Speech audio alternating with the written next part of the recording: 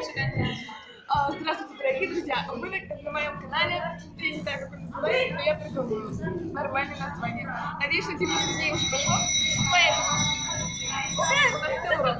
Ну ладно, не будем это учитывать. Сегодня я вам покажу, как нужно правильно чихать. Смотрите.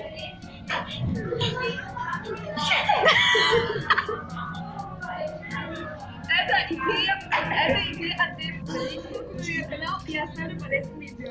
Обязательно